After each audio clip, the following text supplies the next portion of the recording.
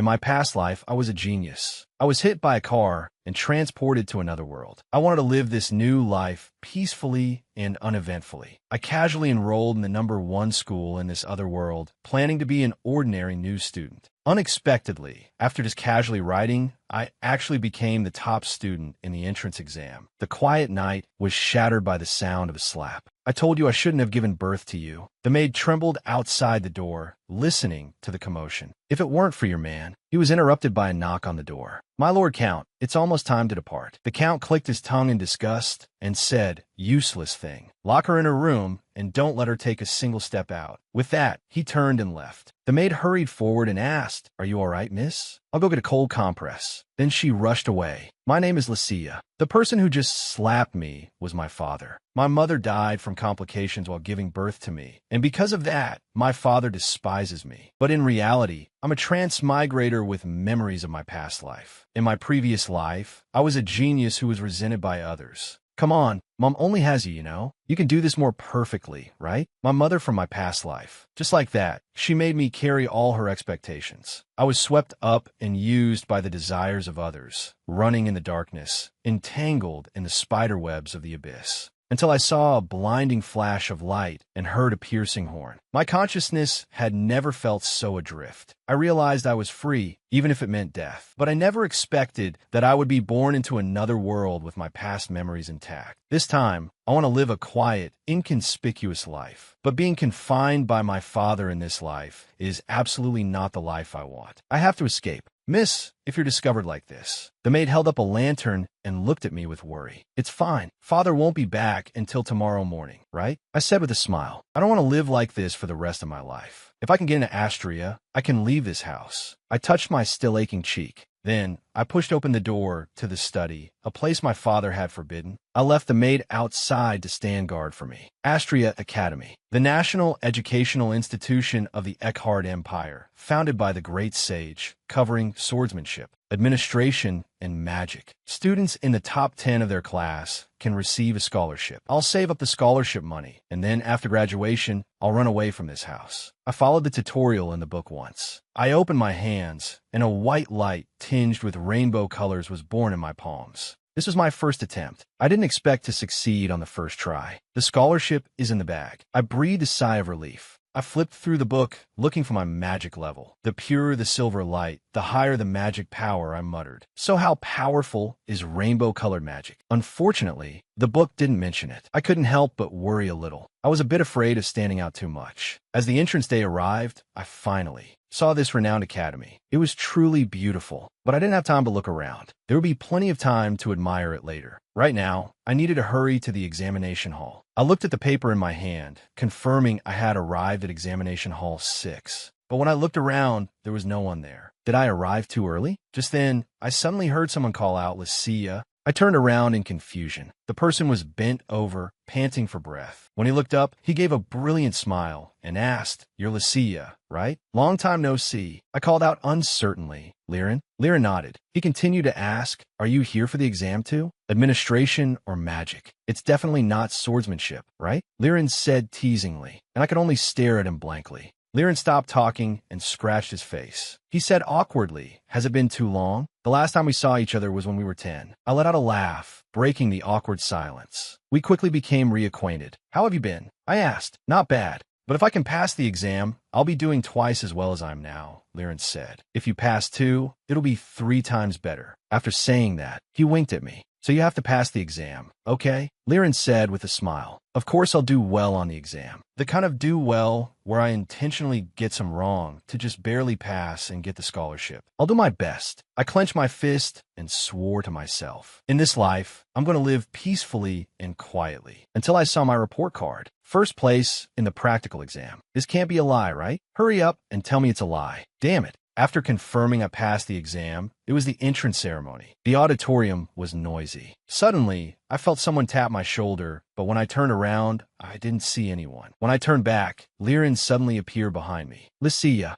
Liren called out with a smile. "Congratulations on passing." "You passed too." "Congratulations," I said, smiling at him. "You weren't scared, huh?" Liren scratched his neck awkwardly. Suddenly, Lyra noticed I had chosen a seat far in the back. If you want to participate in the badge ceremony conveniently, a seat in the front would be better, right? Lyra said. It's fine like this, I said with a smile. Lyra was very confused. Just then, the broadcast sounded. The opening ceremony began. Principal Callis started with his self-introduction, followed by the usual welcome speech. After that was the new student welcome from the student council president, Irina. Speech. We all stand in this position, relying on our own will. The reasons are self-evident: a desire for wealth, fame, and knowledge. Listening to Irina's words, my mind began to drift. I thought of my father's slap. I thought of his harsh words. I thought of myself being shielded by the trembling maid. But please remember, the end should not justify the means. Irina's voice seemed to come from far away. Drifting over. Miss, you must live well. The maid's words as I left home still lingered in my heart. And people cannot become a means to an end. And we are beings that others dare not use as a means. Accompanied by Irina's words, I slowly walked towards the stage.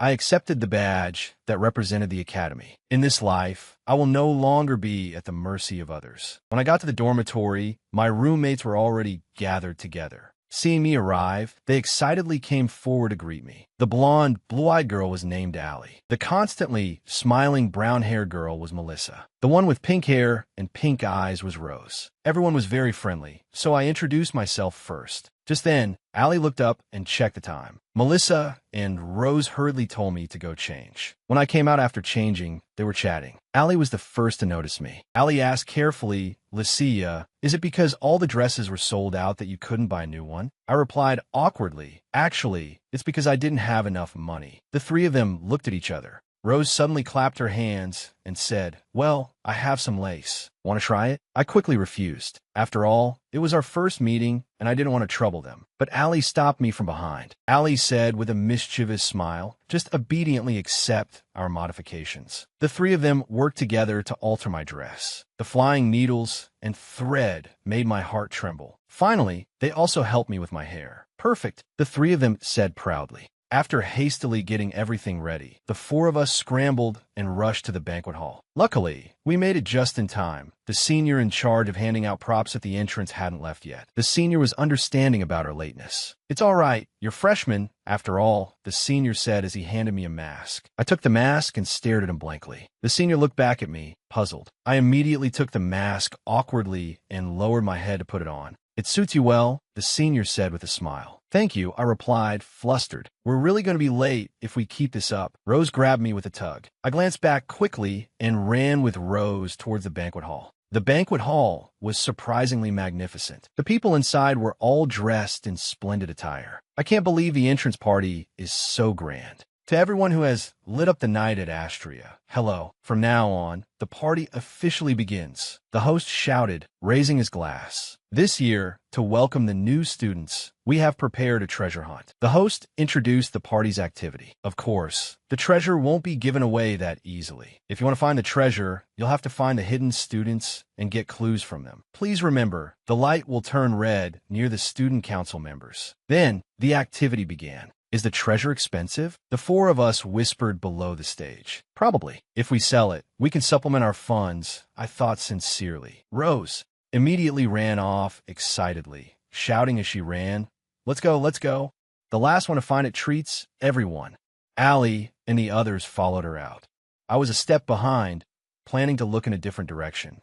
I was walking on a small path when I suddenly heard people talking. Where'd he go? He was just here. This smells like gossip. I stopped, wanted to go and have a look. Just then, a hand reached out from the bushes beside me and pulled me in. My mask slipped off. I was scared to death. Just as I was about to scream, my mouth was covered. The person in the bushes restrained me. He covered my mouth and gestured for me to be quiet. Then he explained in a whisper, sorry, I don't mean you any harm. I had to do this because I'm hiding from someone, the blonde guy sighed. I looked at him distrustfully. Then he could have just hidden by himself. There was no need to pull me in. Just then, someone walked over, shouting, Aples. Where on earth did you go, brother? I could only question him with my eyes. The blonde guy whispered, all right, I'll explain after they pass. The girl looking for him was already very impatient. Brother, you'd better come out while I'm still being nice. After waiting and getting no response, the girl finally left in frustration. The blonde guy, Aples, immediately let out a long sigh of relief and said, my ill-fated connection with her runs too deep. Then why did you pull me in? I asked, confused. After all, I don't know either of them. Aples scratched his head awkwardly, picked up a strand of my hair, and said, because she gets especially irritated when she sees this color. I looked at my own hair and sighed. Rusty silver. Why would you say that? Aples was confused. But the fact is, it's considered an unpleasant color, I said nonchalantly. Aples quickly waved his hands and said, I would never describe it that way. It's fine. Thanks for helping me. So, your name is? I said with an indifferent smile. Aples. A second year. Just as Aples finished introducing himself, more people came by outside the bushes, chatting. They happened to be talking about Aples. I heard Senior Aples is really handsome. So what? His character is a mess. Do you know how many people that guy has seduced and abandoned? Combining this with the girl who was just looking for him and Aples' own explanation of an ill-fated connection, I immediately and quietly shifted away from this suspected playboy. Aples scratched his messy hair and said, the timing is just terrible. I'm telling you this because I'm afraid you'll misunderstand. Right now, I just wanted to get away from this place of trouble. I bowed to thank him again for before and then quickly ran off. It would be troublesome if I got caught up in rumors. Just then, I suddenly noticed a pink glow on some bushes to the side. According to the host, there would be a red light near student council members. Although it wasn't quite red yet, maybe there would be a clue. I started searching, feeling around left and right. As a result, I ended up feeling a man. In the ensuing chaos, I managed to pull him down to the ground. He reached out his hand to me and asked, are you all right? After pulling me up, the man said with a smile, I didn't expect to be found so quickly. That smile made me realize. He seemed to be the senior who was handing out masks at the entrance. I asked him directly. The man said in surprise, how did you guess? Because of your eyes, I said hesitantly, because I suddenly remembered something crucial. Red eyes seem to be a symbol of the royal family. Even though you tried hard to hide yourself, your observation skills are actually very good. The man said with a smile. I was startled and quickly explained it was just my luck. I don't want my peaceful life to be disrupted. Although the man looked unconvinced, he didn't say more. Instead, he changed the subject. Anyway, since you found me, I'll give you a clue. The man said with a smile, it is not the possession of one person, but the possession of all. It exists nowhere, yet is everywhere. It is something that can kill both the swordsman who slays a dragon's heart and the mage who can reach the ends of the earth. In the place that changes the world, the first light shines down. After he finished, I tilted my head and thought for a moment. The man smiled and said, is it difficult? Need another hint? But I suddenly pumped my fist, startling the man. I was about to leave immediately, but I turned back to thank him. Thank you. I'll be going then. The man stood there, stunned, watching me run away. Well then, I hope you find it, the man said with a smile. I climbed up to the rooftop. The strong wind blurred my vision. After I rubbed my eyes, I saw someone on the rooftop, so I slowed my pace and walked softly.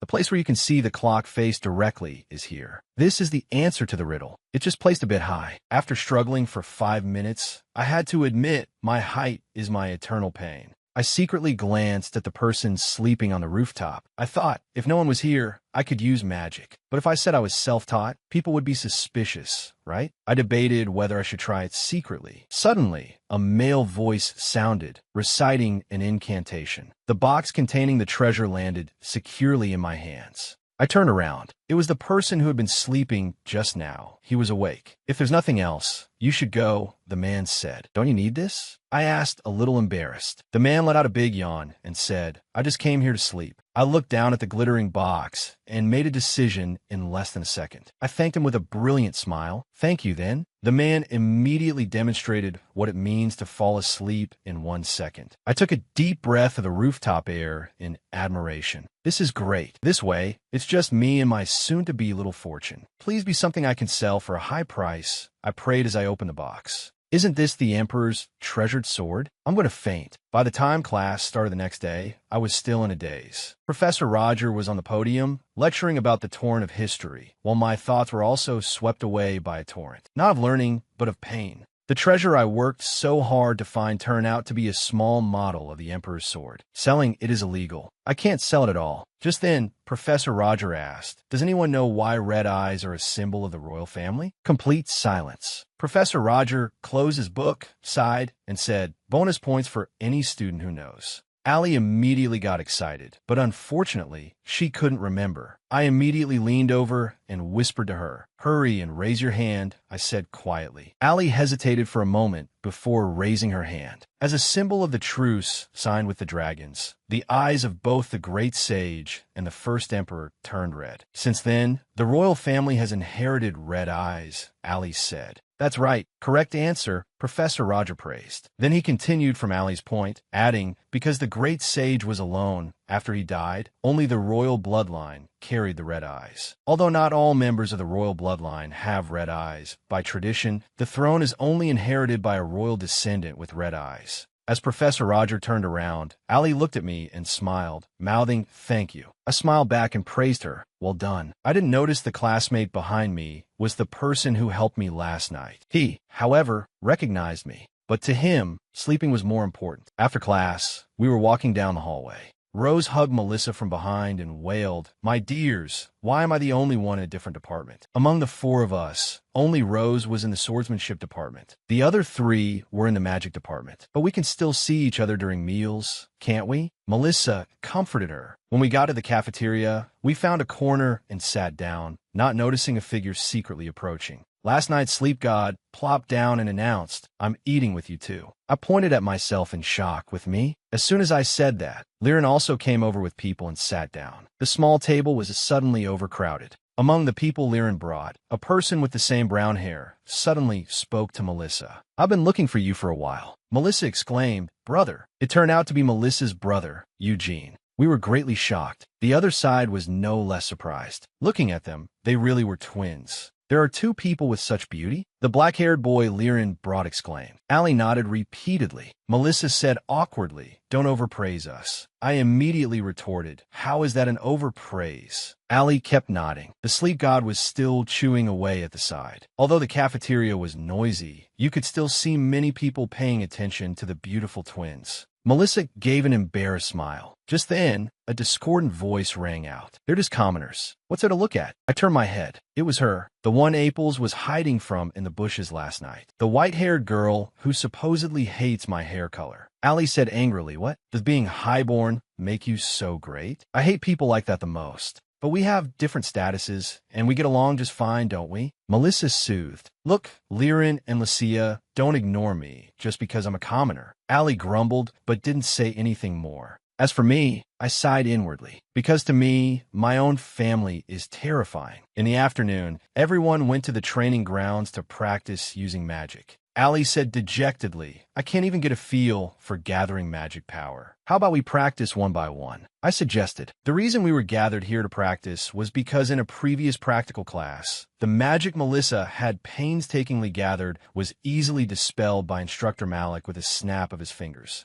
Dispelled. Control over magic is the most basic of basics, and also the most important, the instructor said with a smile. So everyone came here to practice. I secretly glanced at the others' progress. It looks like I'll have to practice at their level. After all, I don't want to attract attention here. With a soft pop, the magic Melissa had gathered shattered like a bubble. Melissa hung her head in frustration. I comforted her. "Let's try again together this time." Suddenly, someone behind us cursed, "You brat." Melissa immediately looked up. Gossip really is human nature. A red-haired person was fiercely grabbing that blonde guy from last night, the suspected playboy Aples, and yelling angrily. But even in this situation, Aples added fuel to the fire. "You got dumped simply because you're too ugly. Why blame me?" "Oh my God, are they going to fight for love?" Allie said excitedly. "Then let's have a match, Aples." The red-haired guy roared angrily. Aples adjusted his collar and said nonchalantly, "Whatever you want." The red-haired guy drew a magic circle with his hands and said maliciously, "The loser has to be a slave for a month." But Aples just stood there, casually cleaning his ear. The commotion between the two attracted a lot of attention. Everyone gathered around. "Why is Aples just standing there?" The crowd was abuzz. "Who knows?" Someone answered.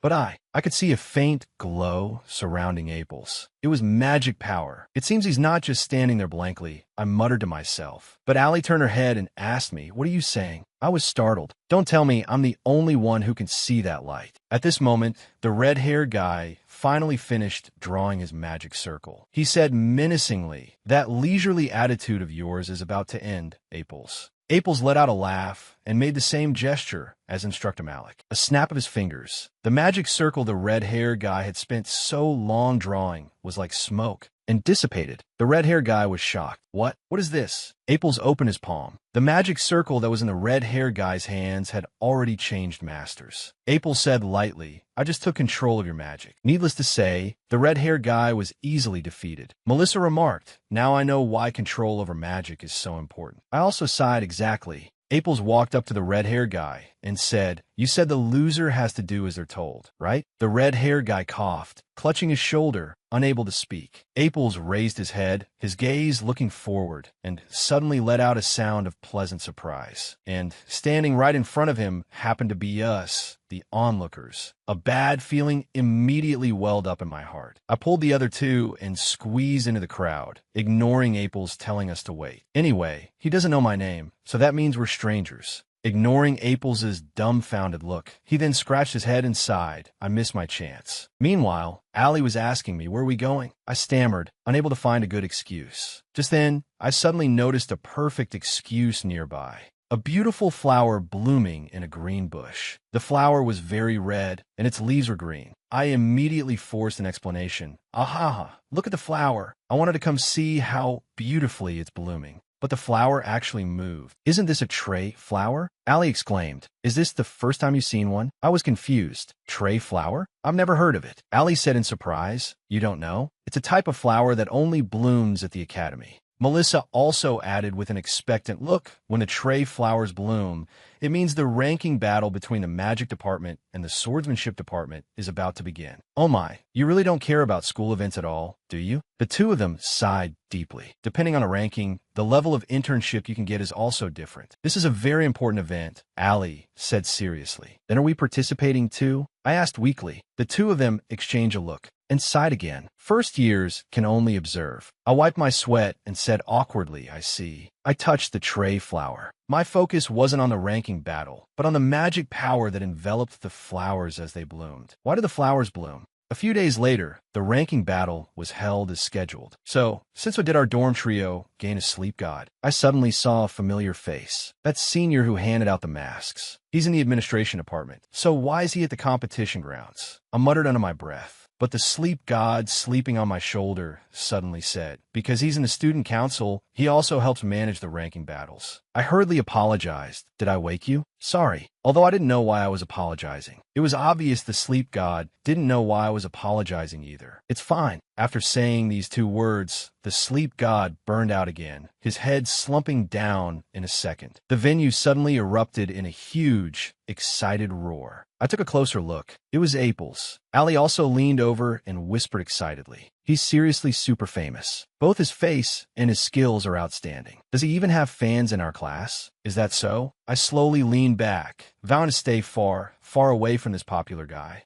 In a few seconds of our brief exchange, the match was decided. Apels won in an instant. It ended so quickly. I was hoping to observe the skills of an ordinary person, but I didn't even get the chance. From the next match, I'll have to focus my mind. Speaking of which, although Sleep God sleeps every day, he seems to know an awful lot. It's the terrifying Malik. Jin said with a smile, starting today, the first and second year partner classes will be held every other week. Partners will be decided by drawing lots. As he spoke, he magically conjured a lottery box. Allie immediately started praying to all the gods, hoping to get a good senior. Because partner classes not only create couples, but also mortal enemies who suffer for a whole semester. Weirdly, the girl who was hiding from Apels was eavesdropping on our conversation again. Upon hearing Allie's prayer, she immediately scoffed. The senior who gets paired with you would be the unlucky one. Allie instantly saw red. We hurriedly tried to calm her down. If I didn't know this girl liked Apels, I would have suspected she just enjoyed teasing Allie. The girl muttered expectantly, hoping to be partnered with Apels. I immediately moved away. I don't want to get involved with anything related to the popular guy. Finally, it was my turn to draw. Number 313. I thought it would be my partner's name. Professor Jin then explained, the number on the slip is the classroom code. Just go to the classroom and wait for your respective partners. I set off with an uneasy heart. After finally finding classroom 313, I clutched the doorknob, hesitating, not daring to push it open. Please,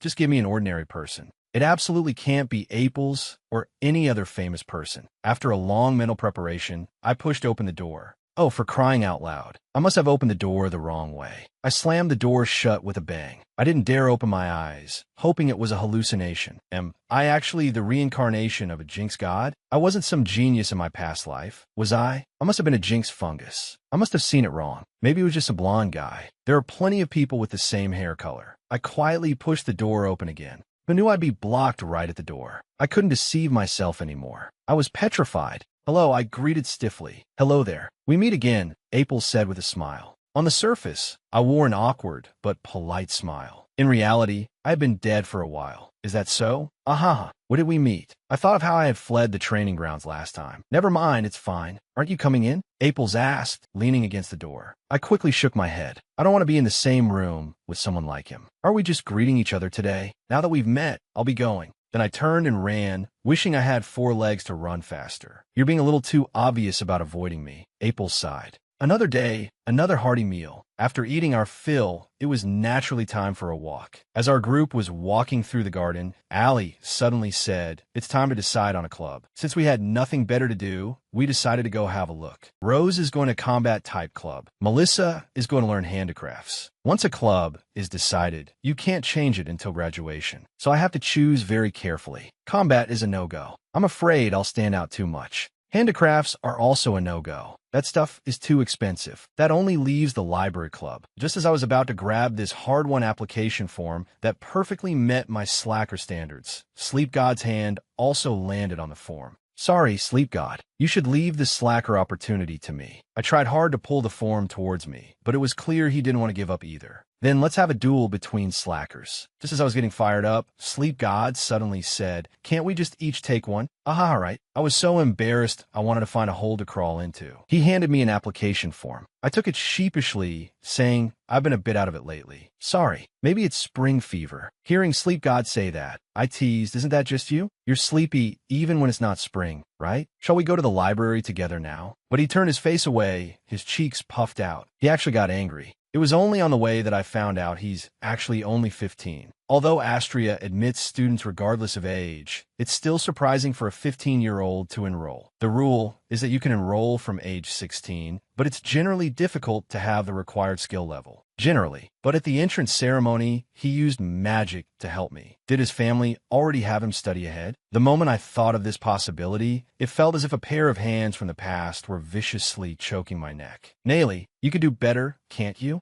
A wave of nausea rose in my throat. No, I'm not Han Naily anymore. I'm Licia. Casually making assumptions about someone's family is also a very prejudiced thing to do. I clenched my jaw, trying not to think about the meaning that was like a curse. My pause also made Sleep God stop in his tracks. I immediately and awkwardly diverted his attention, saying, "Ah, that's the library over there. Let's go. This school's library is huge, isn't it?" I turned back to look at him, but I saw he hadn't moved and was staring at me. I awkwardly touched my hair. "What is it? Is it because of my hair color? It's magical." Hearing this comment, I naturally replied, "It is a bit of a strange color." Sleep God slowly formed a question mark. "I mean, it's very beautiful." I was stunned. "Sparkling silver. I like it," he continued. All the way to the library, I was still thinking about what he said. He actually said it was sparkling silver. Not rusty, but sparkling silver. I can't deny it, I was super happy. Suddenly, someone asked from behind, "Are you a new member of the library club?" I let go of my hair and turned to look. It was the senior. So I really was reincarnated as a jinx fungus, wasn't I? My partner is a celebrity with lots of rumors, and the senior in my club is royalty. Ha ha ha, this is ridiculous. I'm really going to lose my mind. This world is too cruel. "We meet again," the senior said, walking over while greeting me. I stammered a greeting in return. The senior was a bit puzzled by my reaction. "I thought you were a new member. Was I mistaken?" Hearing this, I thought to myself, I wish I wasn't a new member. Before I could speak, Sleep God had already responded. "We're here to join the club. Is that so? Thank you for coming to this unpopular club." Contrary to the senior's delight, I only felt that my life was hopeless. Since there was no escape, I could only resign myself to filling out the application form. The senior leaned against a shelf, watching us fill out the forms with a smile. He noticed me looking at him and asked, "What's wrong?" I quickly shook my head to indicate it was nothing. I just saw something on his face that I was most familiar with. A fake smile. The mask I knew best. Sleep God wasn't done filling out his form yet. I didn't want to stay here any longer, so I made an excuse. "I'm going to go look at the bookshelves over there and come back." Then I quickly fled the scene. Although it was an excuse to escape, when I took a closer look at the books on the shelves, they were all ones I had never seen before. I had read the books at home so many times I could almost recite them. This was a good opportunity for me to read more. By the time I came to my senses, I was already lost in the library, holding a pile of books. How could I get lost? I feel like such an idiot. And it's not good to choose so many different kinds of books. I can't even do a single decent thing right. Suddenly, a piercing voice echoed in my mind. It was my father. "Just to give birth to someone like you, Elise." My wife, Elise, followed by painful sobs. Actually, if I had known that my existence would cause others pain, I would have chosen not to be born. But that's how life is. There's no foresight, and it's hard to choose. The inability to choose is the root of all problems. So it's not my fault. I sighed and leaned against the bookshelf. Unexpectedly, the bookshelf trembled, and a large pile of books came crashing down on me. Bad luck really does come in waves. I closed my eyes and waited for the pain to hit. After a moment, I didn't feel any pain. I slowly opened my eyes. "Are you hurt?" the senior asked, holding me protectively in his arms. I was stunned for a second, then quickly thanked him. "Ah, thank you. There are a lot of unsorted books piled up on this shelf, so you have to be careful," the senior said as he naturally let me go. "The library is complex, so it's easy to get lost." Hearing this, I let out a breath. "So I'm not the only one who gets lost?" "So I was thinking of showing you the way, but you walk really fast," the senior said with a smile and a sigh, teasing me. I apologized awkwardly. The senior suddenly crouched down, making my heart tighten in alarm. Then I heard him say, "Let's pick up the books together." I naturally agreed. "Last one," I muttered just as I was about to pick it up. The senior's hand landed on it at the same time. We looked at each other. As I was thinking about how to withdraw my hand, the senior took the book and put it back on the shelf. The senior then turned to me with a smile. "Now that the books are sorted, let's go fill out the application to join." Join? Although I didn't really want to be around famous people, I thought about how the senior had just helped me. I smiled and agreed. All right, it's the bi-weekly class again. I have to face Aples once more. Damn this partner class. Joining the library club had its twists and turns, but the result was good. So my partner class should also be able to progress well, right? It'll definitely be fine. I psyched myself up, full of motivation. Determined, I took a deep breath and was about to knock when the door was suddenly flung open from the inside, engaging in a free-for-all with my head. Aples was flustered. "Are you okay?" I rubbed my head and said, "I'm fine." Aples' outstretched hand froze. Then he awkwardly rubbed his neck and explained, "You were a little late, so I was going to go out and look for you." I rubbed my head. Was I the one who got hit silly, or was he? "Isn't it still before class time?" I asked, confused. "Aha, yeah. Let's go inside first," Aples said with a forced cough. Silence-filled classroom 313. I didn't know what to say, and I had no good excuse to start conversation. I looked up and saw Aples happening to be staring at me. "Is something wrong, senior?" I asked awkwardly. Aples leaned in close and said softly, "You know." I immediately straightened my back instinctively. I know the rumors about me aren't good, but if you avoid people just based on those, it hurts my feelings, Aples said with his head lowered. His words reminded me of myself in my past life. Back then, people would always hear rumors about how perfect I was, and then they wouldn't dare to approach me. How was Aples' current situation any different? Looking at Aples' uneasy expression, I finally realized that I had become the very kind of person I disliked most in my past life. I shot up from my seat. "I'm so sorry. I was being unreasonable." Aples' eyes widened. Then he awkwardly scratched his cheek. "As long as you understand. Just don't be like that anymore." "Then let's start class," Aples said, changing the subject. "You're doing very well," Aples commented after watching my practice. "If you use a more efficient method here, like this." As Aples spoke, his hand moved closer to me. Under his guidance, I felt the magic in my hand changing. Aples reminded me to concentrate, and then I felt him rest his chin on my head. I froze. Then I quickly pushed him away, my heart pounding. That scared me to death. But just now, I could definitely feel that Aples' magic was a little different from mine. "Is your strength greater than it looks?" Aples gasped as he sat up from the floor. Only then did I remember that I had just pushed him flying.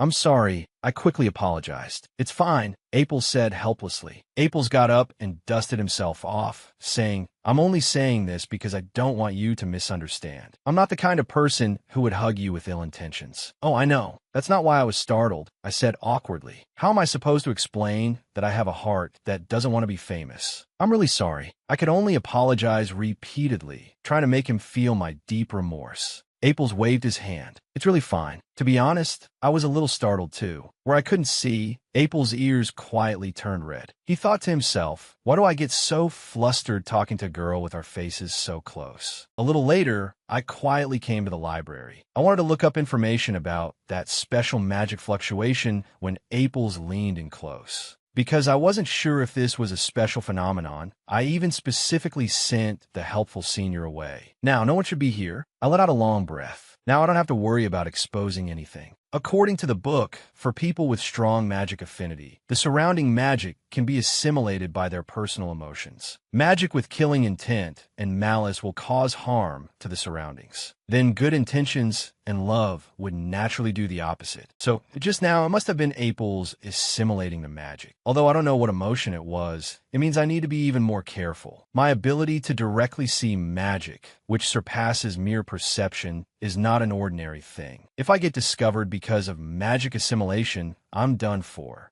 I need to live calmly and carefully. Suddenly, a girl's voice broke the silence of the library. Aha, is that what Ashi said? So what I'm saying is, you and Ashi really don't have anything going on, right? He quietly glanced over. It was Aples and a girl. How unexpected, yet not unexpected at all. What's it to you if you know? Aples said perfunctorily. The girl was still acting cute, trying to get an answer from Aples. I was getting really into the gossip when I suddenly noticed Aples turning his head towards me. I had nowhere to hide. What are you doing here? Aples asked in a panic. I was just here to read some books, I answered awkwardly. Aples, who is she? The girl next to Aples asked. My partner. As soon as the girl heard this answer, she became vigilant. Aples, you've done it now. I wanted to watch the drama, not become the drama. Escape. I have to escape this awkward scene immediately. I turned and ran. I'm so sorry to disturb you. Please enjoy your date. Like the wind, I left Aples' calls to stay behind me. But why is he chasing me? I don't want to become gossip. Why are you following me? I just heard Aples shouting behind me. I didn't dare to stop my feet. In the end, I was one step too slow and got caught. Aples explained anxiously. That was a misunderstanding. Huh? I don't have any thoughts about it, I replied, dumbfounded. What do their affairs have to do with me?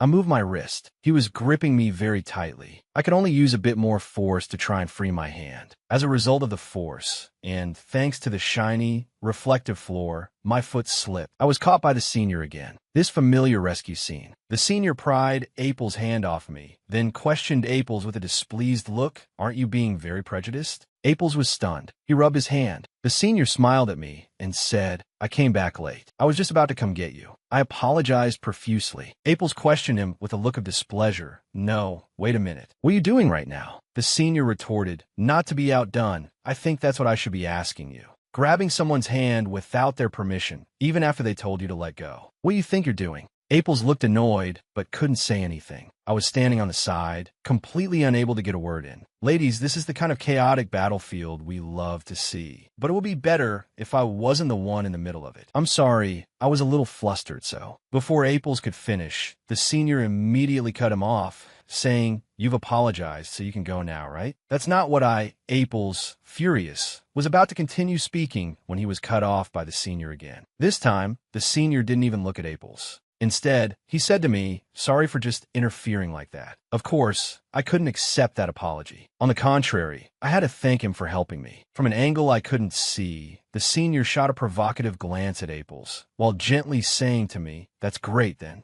I could only see Aples frowning, looking at the senior with displeasure. For a moment, it felt like the air itself had become turbulent, lightning and thunder. I tugged on the senior, interrupting their spellcasting. Isn't the library about to close? The senior immediately understood my meaning. He said with a smile, then we should slowly make our way out. We don't want to waste time. Then the senior turned and led me away. I quietly glanced back and happened to see the girl who was with Aples earlier arriving. I walked away, relieved. I was worried about you. The senior suddenly started a conversation as we walked. Worried I'd get lost? I asked, puzzled. That. The senior suddenly stopped, as if he was about to say something. But in the end, he just smiled at me and said, yes, that's right. I was afraid Lucia would get lost again. His smile seemed no different from his previous gentle smiles, but I could tell a glance. It was the familiar, mask-like fake smile. It felt like seeing another version of myself. I couldn't help but reach out and touch his face. The senior called my name in confusion, Lucia.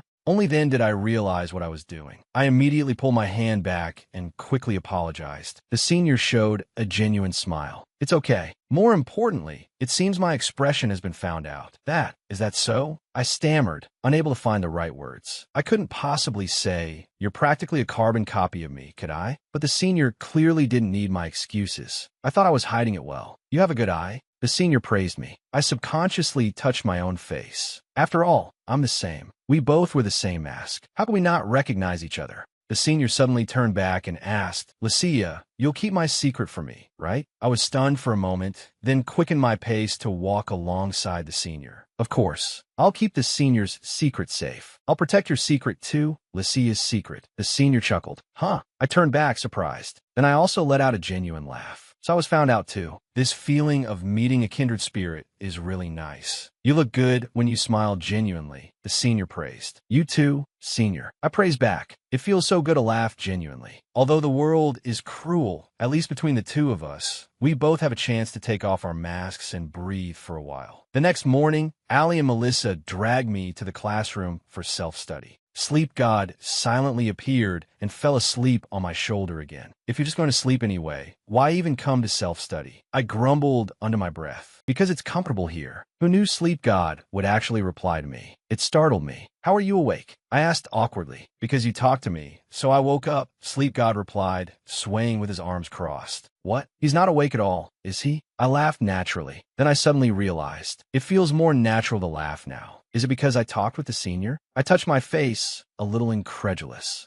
Just then, Allie suddenly stood up. Melissa looked and saw that Allie's face was terribly pale. She quickly asked with concern, "Are you okay?" Allie said tremblingly, "I'm just going to step out for a bit, get some fresh air." Just as she finished speaking, she swayed and then collapsed onto the floor with a thud. Melissa quickly lifted Allie from the floor into her arms, constantly asking questions to try and wake her. Seeing that Allie wasn't responding, I called the sleep god. "We need to go to the infirmary. Lapuri, please help us support her." Just as we were about to move, Allie opened her eyes. She held her head and said, "I'm fine. Don't worry about it." Melissa, and I said with concern, "You should still go to the infirmary." Allie refused my hand when I tried to help her up, saying, I said I'm fine. Then she shakily pulled out her chair and was about to sit down. I clenched my fists and took a deep breath, preparing for a fight. "That's enough, Allie. You've barely slept these past few days. Last night at the dorm entrance, you were so unwell that Melissa and I had to support you. Your nose was bleeding so much that Rose thought you were injured, and you still pretended like nothing was wrong, saying it was just a nosebleed. Wasn't the amount of blood enough to show how bad your physical condition is? You don't have to push yourself this hard. You have to rest. If you keep this up, something really bad is going to happen." Allie's state reminded me of my past self. In my past life, my mother would always say, "Naily can do it, right? Naily, aren't you mother's pride?" Those words were like a spider's silk tightening around my neck. Even after becoming a genius in others' eyes, I could never escape this tangled web. I wanted to pull Allie up. Allie irritably flung my hand away. Didn't I say I'm fine? The small pen became a weapon that caused injury. My hand was scratched. Allie finally calmed down. "I'm sorry, Lucia." She apologized to me in a panic. "No, it's okay." I clutched my hand. "The infirmary. Let's go to the infirmary." Hearing Allie say that, I immediately said, "Then let's go together." Actually, in this world with magic, healing this wound is just a 1-second affair. "You can go now," said Professor Kellica, the infirmary's supervising professor. Then Professor Kellica specifically said to Allie, "Blondie, you rest for a while before you go." Allie obediently acknowledged. After the professor left, Allie apologized to me again. "I'm sorry. Just get a good rest." I pushed Allie to lie down on the bed. "You're resting for the whole day today, you hear?" Allie, tucked under the covers, answered obediently. Then she quickly fell into a deep sleep, leaving behind a soft thank you. Melissa and I couldn't help but look at each other and smile. Melissa stayed behind to take care of Allie. I had to go back and tell Rose. So I walked back with Sleep God. It's good to take care of your friends, but how about taking care of yourself a little? Sleep God suddenly said, "Are you talking about me? I should rest well?" I asked, puzzled. Sleep God yawned. "Not that. It's that you don't show any signs of pain or fatigue at all. You have a lot of hardships, don't you?" Sleep God said softly. I stopped in my tracks. I thought of the slap my father in this life threw at me, the delusions my mother in my past life pressed upon me. Is it heavy? Is it hard? How do you know?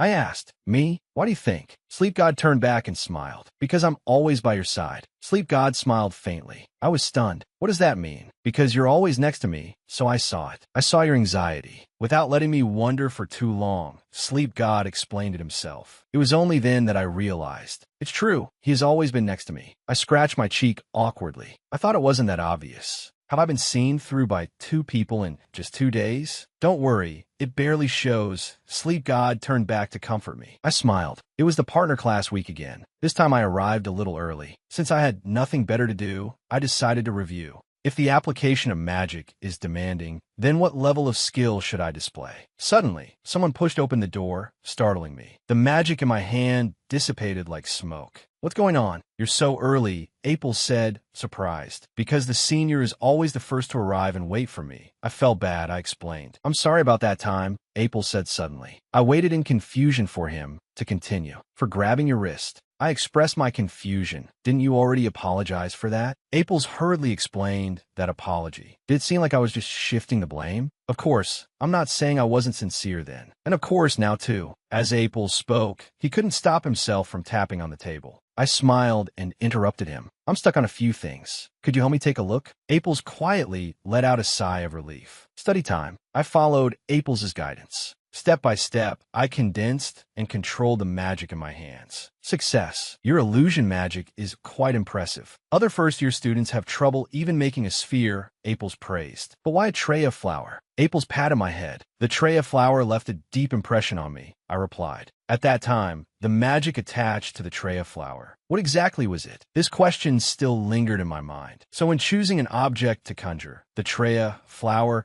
forcefully occupied my thoughts. I was so lost in thought, I didn't notice at all. April's quietly withdrew his hand, then clenched it into a fist. As I looked at him in silent confusion, April's said awkwardly, "It seems I patted your head without your permission. Something like that is fine, as long as you don't do it when I don't want you to. It's just a joke, right? I'm not one of mine jokes, am I?" April's muttered. Then he giggled and started frantically ruffling my hair. After the roughhousing, April's asked, "The exams are coming up soon, right? You're my student. You have to get first place in magic studies, no matter what." "Got it," April said. I laughed. How could it be that simple? "You can definitely do it," April said with certainty. "But getting first place would make me stand out too much." I lowered my head, not knowing how to answer. On the day of the exam, I realized just how wrong I was. Forget about first place. I might even miss out on the scholarship. Under immense pressure, I finally finished singing. I let out a long sigh of relief and secretly glanced at the professor playing the piano. The professor also quietly let out a long sigh of relief and said, "Good work, Miss Lucia." Silence was the music exam hall today. I walked back to my seat with heavy steps. Allie comforted me. "It's okay. Didn't you study hard for history? You'll definitely do better in the other subjects." But I knew myself all too well. In my past life, I could still manage the physical subjects. But now I have a musical talent like noise and athletic ability like a turtle. I must be here for comic relief. Goodbye, scholarship. What's the next subject? Sleep God asked. I thought for a moment. It's the practical magic exam. The magic exam hall. Professor Jane was reiterating the precautions. Every time you have class or a practical exam, you must bear the risk of injury. It will be even more dangerous after graduation because the Empire is at war with magical beasts. Of course, today's practical magic exam is safe. You just need to do well in the magic control portion, Professor Jane concluded. Allie immediately leaned over and whispered her guess. Are we going to have to fight the professor for control? My heart tightened. Even Sleep God wasn't dozing off anymore. He agreed with Allie's guess. Professor Jane just gave a mysterious smile and then said, "Each person whose name is called, come in. The classroom next door." It was soon my turn. I pushed open the classroom door with an uneasy heart. The exam content is very simple. "Take control of the magic from me within 2 minutes," Professor Jane said with a grin. Then she flipped an hourglass and announced the start of the exam. What should I do? I hesitated. I just have to take it before the 2 minutes are up, right? My music and physical education scores weren't perfect. If my magic exam doesn't go well either, the scholarship will be snatched away. While I was still struggling with what to do, I glanced at the hourglass. The 2 minutes were almost up. Oh, whatever. I applied a little force. The magic between me and Professor Jane made a snap sound. Professor Jane's eyes widened. I hastily withdrew my hand and asked, "Is that okay?" Only then did Professor Jane come to her senses and say, "Yes, it's over." I bowed to Professor Jane and hurriedly left the room. Professor Jane stared at the closed classroom door, thinking, although the requirement was to take control within 2 minutes. In reality, you would get a perfect score just by holding out for 2 minutes. "You must remember this, Lucia. It's finally over. I really don't want to get my report card," Melissa said dejectedly. "But getting our report cards means the holidays are starting, right?" Rose said happily. "What are you going to do, Lucia?" They asked me. I didn't answer. The afternoon library was exceptionally quiet. The senior didn't seem to be around either. Only Sleep God was sleeping. The midday sun was shining right on his face. It must be glaring. I muttered and went to block the sunlight for him. After all, looking at him like this, he was completely still a child. I let out a soft laugh, thinking of a mischievous idea. I wanted to quietly poke him. The angel in my heart battled with the devil for a moment. The angel was instantly defeated. I quietly reached out my hand, about to poke his cheek, but my guilty hand was caught. Only then did Sleep God slowly open his eyes. He pulled me closer, face to face. There was no way to escape. "What are you doing?" he asked, looking up. Just as I was struggling to find an excuse, the king of rescues appeared. The senior called my name. I shoved Sleep God away with a thwack. Sleep God's head made intimate contact with the window, making a thud sound. I greeted, "Hello, Senior Esteban. The weather is great, isn't it?" The senior nodded. "Hello." Sleep God, a beat too slow, also greeted the senior. The senior just smiled and nodded. "Great. Crisis averted." We found a place to sit down together. The senior pushed a cup of tea toward me, saying, "This is a gift for finishing your exams." "It's just a small gift, though." I quickly thanked him. Sleep God slowly said, "Thanks." I took a sip. It was delicious, a very warm tea fragrance. Looking at the senior's smile, I realized that after our chat that time, he also seemed to have become much more relaxed. "The exams are over. Are you just going to stay in the library like this?" The senior asked me worriedly. My reason was that going out is a hassle. And Sleep God's answer was, unsurprisingly, compared to going out to play, I prefer to sleep. As Sleep God spoke, he closed his eyes again. The senior smiled and said, "Thanks to you too. I'm not bored either. This is nice." At this moment, I suddenly remembered something. Since the senior was right in front of me, I asked directly, "I want to give a gift to the senior for my group course, but I don't know what to give. Do you have any recommendations, senior?" "Are you referring to that person from the library last time?" The senior asked about it. Only then did I remember. The misunderstanding between them hadn't been resolved yet. I immediately said, "That senior isn't a bad person." The senior lowered his eyes and considered for a moment, then said, "If it were me, just the act of preparing a gift for me, of thinking of me, would make me the happiest. If my group member were Lucia, I would be very happy." I was stunned. Then I gave a little laugh and said, "Thank you." The senior looked at me, thinking helplessly, she thinks it's a compliment. I was already lost in thought and couldn't pull myself out, so I naturally didn't notice his expression. After all, a gift full of heartfelt sentiment for me, that is quite difficult. My embroidery skills are terrible. For knitting, I could ask Rose for help, but it's almost summer now. Making a gift is really difficult after all. Just then, Sleep God suddenly woke up. He held out a clenched fist in front of me and said this. I opened my hand, and a piece of chocolate was placed in my palm. Sleep God yawned and said, "He'll like it if you make this." He should. Chocolate. I should be able to make that, right? However, in reality, a disaster occurred. Last night, under the cover of darkness, was the perfect time to dabble in cooking. Opening the cookbook, I had only one thought. This is so simple. Just stir and heat according to the recipe.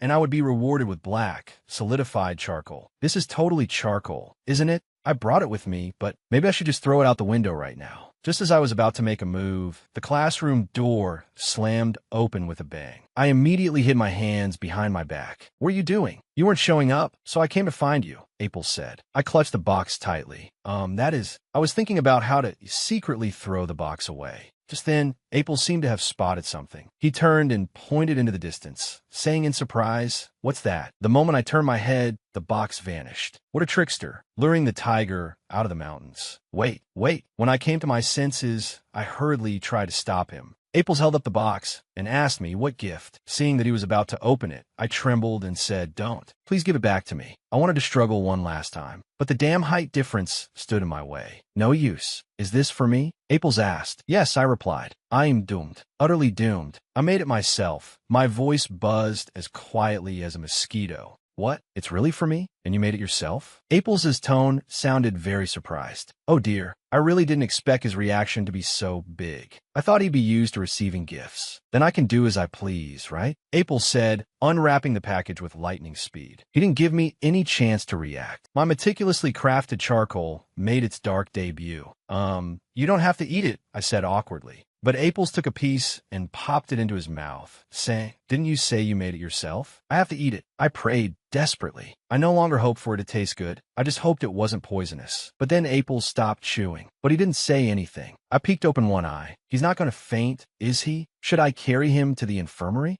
That would probably attract a lot of attention. Are you okay? I asked tentatively. What's wrong? Aples asked, puzzled. Is your stomach hurting? Or anything? I asked, scratching my head in embarrassment. Aples burst out laughing. I'm fine. This is for our last group class, right? I'll enjoy it, Aples said with a smile. After enduring Aples' teasing, he suddenly bent down and rummaged for something. It was another gift, but I noticed the tag on the gift box. It read, "To Aples with a small heart." Then he noticed it himself. I said awkwardly, "I'm sorry. I can't accept a gift meant for someone else." Aples apologized awkwardly. I smiled and said, "Rather than me, you should feel sorry for the person who gave you the gift." Aples was silent for a moment, then said, "I won't accept these kinds of gifts anymore." Why? I didn't understand the connection at all. I should live a kinder life from now on. I'll cherish this and eat it, Aples said with a smile, holding my gift box. I immediately stopped him. No, don't eat any more of it. You'll die. Aples held the gift box away, teasing, really? It'll be fine. Haha. Besides the partner course ending, this semester is also coming to a close. After this field trip, it's vacation. Let's try to go somewhere that looks interesting, Liren suggested, gathering us together. Rose tugged at me while I was spacing out and asked, Lucia, is there anywhere you want to go? Liren also threw out a suggestion. Maybe the seaside wouldn't be bad.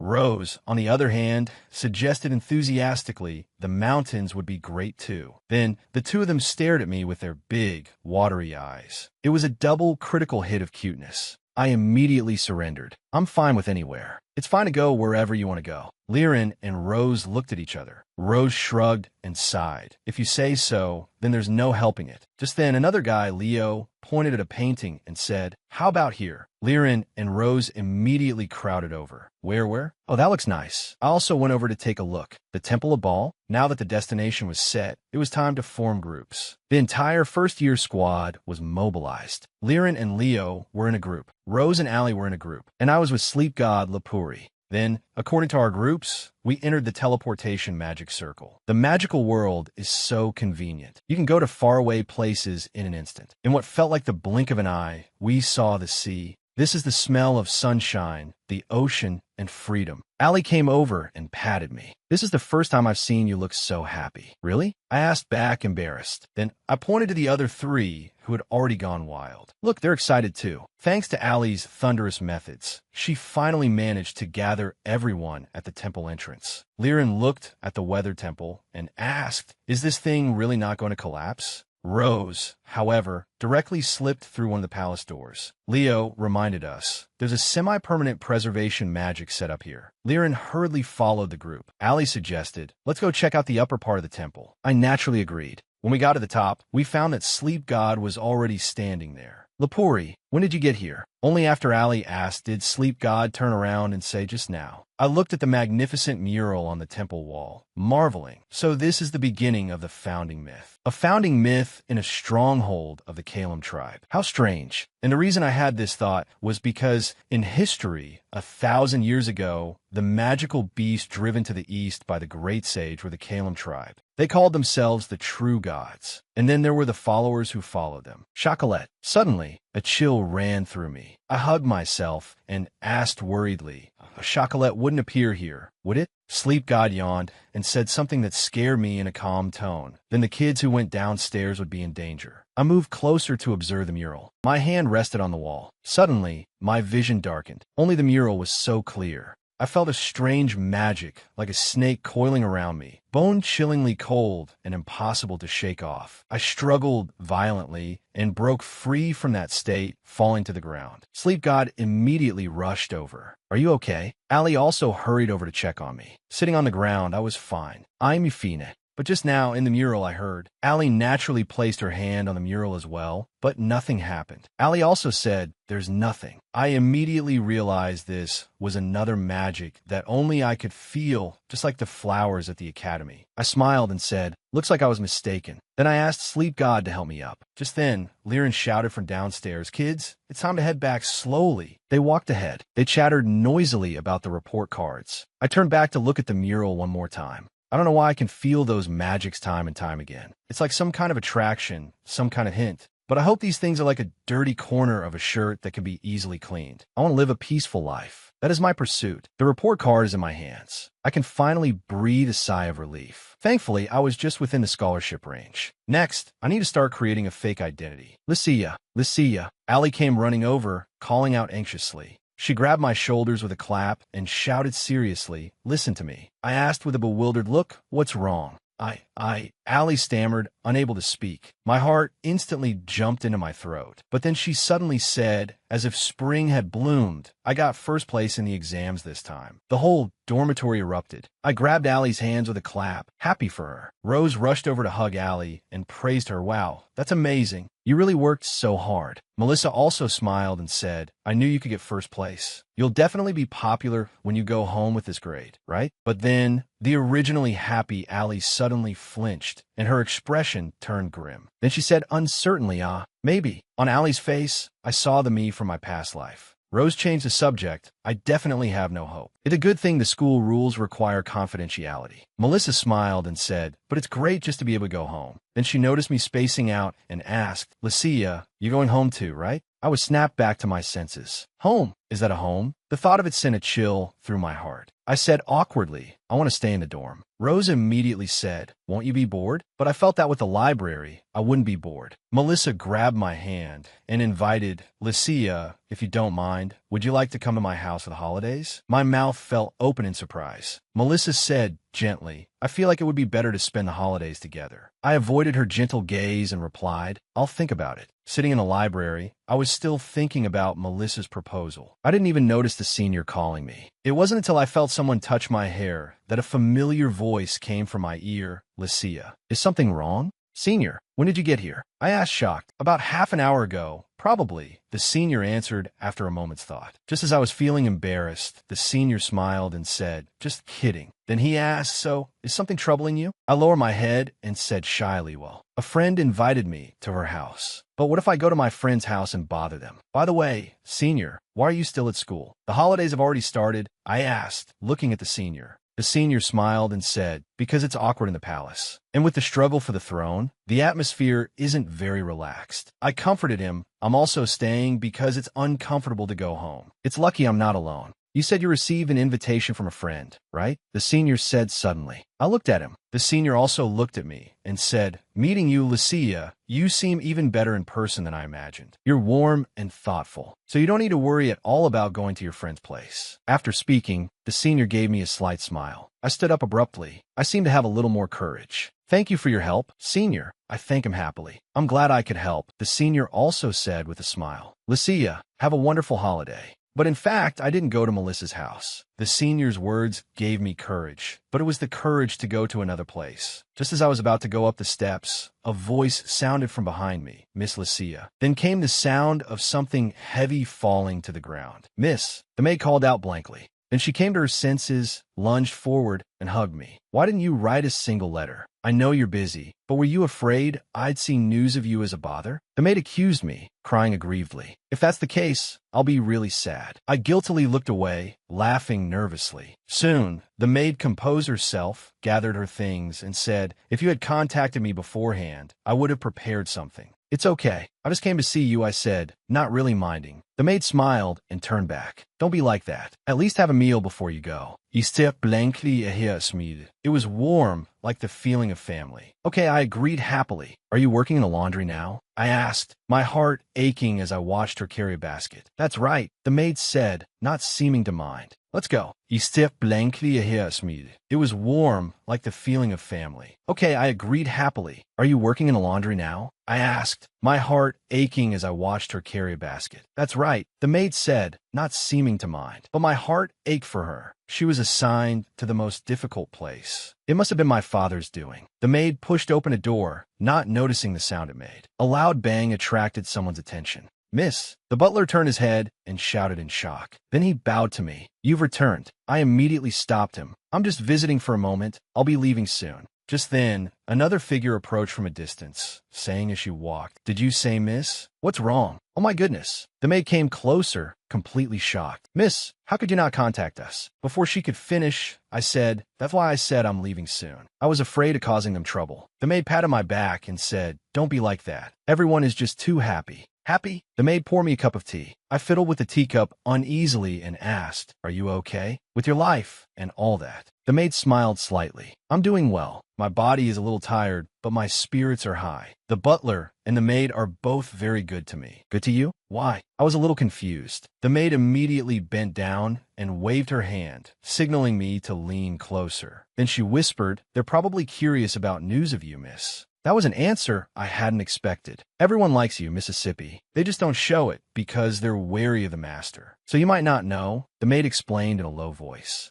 So that's how it was. I thought everyone hated me. The maid immediately retorted unhappily. Heavens, not at all. It's not you we dislike, miss, it's the master. So you have to contact us often now, okay? The maid's words struck my heart. I felt a drop of water escape from the corner of my eye and land softly on the floor. I know. I'll definitely write, I replied. So I wasn't hated. As the sun set, I prepared to leave. The butler tried to persuade me to stay. Miss, are you leaving already? Because I still want to visit a friend's house. I used the excuse I had prepared. Just then, the maid suddenly called out to me. With a whoosh, she pulled out a huge bag and said, I baked some cookies. You like these, don't you? The maid handed the bag to me, smiling gently. I took the bag in a daze. Tears quietly filled my eyes, threatening to fall. But I was happy. Thank you, everyone. Keep in touch, okay? The maid said with a smile. Okay, I'll be in touch. That's right. So there were people who cared about me. So in other people's eyes, I was pretty good too. Now I feel like I can do well at Melissa's house too. But I can't go empty-handed. I should go buy something. With that thought, I walked cheerfully toward the gate, until a carriage stopped at the entrance, and a figure appeared before my eyes. The guard immediately raised his spear. You've arrived, Count. It was him, my father. I instantly felt as if a bucket of ice water had been poured over my head. I was cold all over, shivering.